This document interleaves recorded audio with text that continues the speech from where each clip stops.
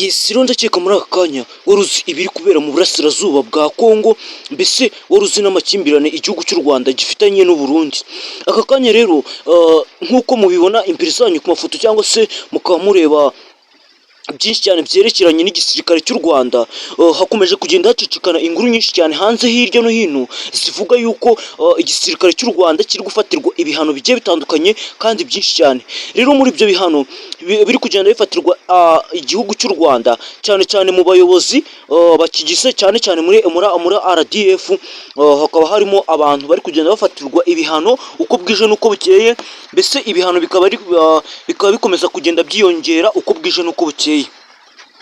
Rero ibi ngibi bikaba byatumye Perezida Paul Kagame agirana ibiganiro n'uyu Felix Tshisekedi. Ibi ngibi bikaba byanatumye uyu Donald Trump agira icyo abivugaho, mbese nyine akagira n'icyo abitangazaho. Mbere na mbere reka tubanze duhere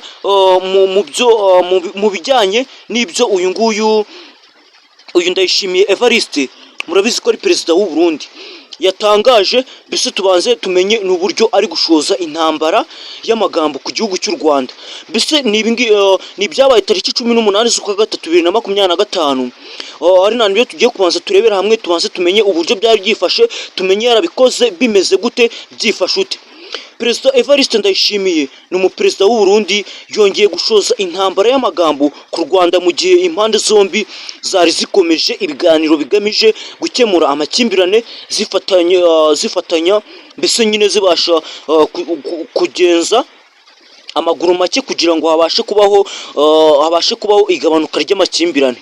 Muri Mutarama na Gashyantare 2025, Ndayishimiye Evariste yisabiye u Rwanda bikomeye arushinja umugambi wo gutera u Burundi, gusa aza guhindura imvugo nyuma yo kuganira n'ibihugu byinshi. Mbese ibyo bihugu bikaba byari inshuti y'igihugu cy'u Rwanda. Byageze aho tariki ya 27 Gashyantare abwira abadiplomate bahagarariye ibihugu byabo mu Burundi ko igihugu cyabo cyiteguye kuganira n'u Rwanda nk'uko cyabigenje muri 2020, bigakemura aya makimbirane, mbese nyine bigasa nk'aho bigabanyije amakimbirane muri ibi bihugu byombi. Uyu Perezida Evariste mu ijambo rye yavuze ati, ni tariki none 19 z'ukwezi kwa gatatu 2025. Mu ijambo rye yagize ati, Ndayishimiye yagejeje ku bakristu b'itorero rya Vision de Jesus Christ tariki ya 16 Werurwe, yashinje u Rwanda kuba intandaro y'amacakubiri ashingiye ku moko mu Burundi kuva mu 1959 no muri Republic Iharanira Demokarasi ya Kongo mu 1996. Mbese yagize ati, murumva mu Burundi twazaniwe ibibazo mu 1959 bivuye ku byabaye mu gihugu cy'u Rwanda. Abakongomani nabo bakavuga ati, nyuma y'1996 bazaniwe ibibazo n'ibibaye mu Rwanda, none ibihugu byacu bijye bibona ibyo bibi byose bivuye mu Rwanda. Mbese nyine nicyo kibazo we yabazaga ari mu iri torero rya Vision de Jesus Christ. Nanone ibihugu byacu, mbese we atekereza ko bitagomba kwakira ibyo babonye byose mbese biturutse mu Rwanda. Twebwe yagize ati, twebwe mu Burundi nta muhutu n'umututsi, turi abarundi, niba bo bayobora ku bwoko ibyo birabareba. Mbese nyine wowe yagize ibiganiro abigirana n'abakristu be, mbese nyine mu rusengero nk'uko nari ntangiye ndubabwira, uru rusengero rwa Vision de Jesus Christ ruri hariya mu Burundi.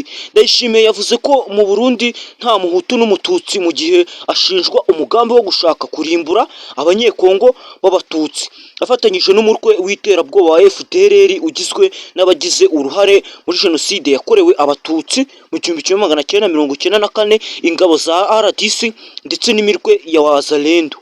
Uyu mukuru w'igihugu yagaragaje ko u Burundi buri mu bihe byiza, nk'uko ngo isi yakanuye ntikigendera ku mabwire, ijya kwirebera ibiri kubera muri RDC. Abwira abakristu bateraniye aho ngaho muri rusengero ko icyo kibazo gishobora kurangirana n'igisibo cy'iminsi 40. Mbese we yababwiye ko nyine ibi bibazo biri gutera hirya no hino, ibi byose bishobora kurangirana n'igisibo cy'iminsi 40. Murabizi ko aricyo twinjiyemo, yaba mu Rwanda ndetse n'ibindi bihugu bihuje n'igihugu cy'u Rwanda. Yongeye gushinja u Rwanda kugira umugambi wo gutera u Burundi, gusa ngo ntibizakunda kuko bufite ingabo zigaragara n'izitagaragara, yifashishije ubutumwa buri muri Bibiliya mu gusobanura ijambo rye. Yagize ati erega ibyo barota ngo baratera u Burundi ni ibisazi, njye mbyumva nk'ibisanzwe. Numvise bavuga ngo urumva ingabo z'u Rwanda ngo zirakomeye. Iyo muba muzi nanjye ingabo mfite, iyo bari mbese iyo we abifata nk'aho ari intandaro zo kuba yashora intambara ku gihugu cy'u Rwanda.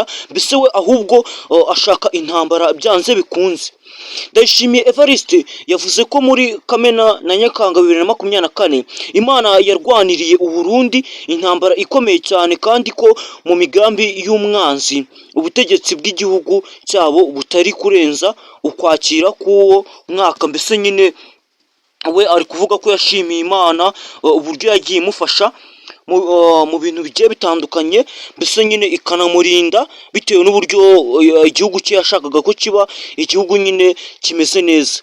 Mbese Minisitiri w'Ububanyi n'Amahanga n'Ubutwererane Ambasaderi Olivier Nduhungirehe mu cyumweru gishize yatangaje ko abayobozi bo mu Rwanda nabo mu Burundi bakomeje ibiganiro, asobanura ko biri mu nzira yo guhagarika ubushyamirane. Mbese yagize ati u Rwanda n'u Burundi biri mu nzira nziza yo guhagarika ubushyamirane no kumvikana mu gihe ibiganiro bikomeje hagati y'abayobozi bo mu bihugu byombi. Mbese nyine ibi ngibi bikaba byashyizweho hagamije hagamije kugabanya ubushyamirane. Ubutumwa bwa Minisitiri Nduhungirehe bwateguzaga ko mu gihe impande zombi zakumvikana, u Burundi bwafungura imipaka yabwo n'u Rwanda bwafunze muri 2024 burushinja gufasha umutwe witwaje intwaro wa Ridi Tabara. Mbese nyine ibi ngibi uyu Olivier Nduhungirehe we akaba yabikomozaho avuga ko ibi ngibi nyine bigomba gushyirwa hasi, mbese nyine bakabishyira hasi kugeza aho nyine we yagiye yifuza ko umupaka w'u Burundi ndetse n'igihugu cy'u Rwanda igomba gufungurwa hagamije kugirana umubano, mbese nyine hatakiriho amakimbirane nk'ibya mbere. Mbese nyine bakabasha kubaho nta kibazo noneho bafitanye, nta kibazo igihugu cy'u Rwanda gifitanye n'icya Kongo, mbese nyine nta kibazo na kimwe igihugu cy'u Rwanda gifitanye n'u Burundi, hakabaho ihahirana mu bihugu byose. Reka nkubwire ukomeze ugire ibihe byiza, nanagusaba gukanda subscribe.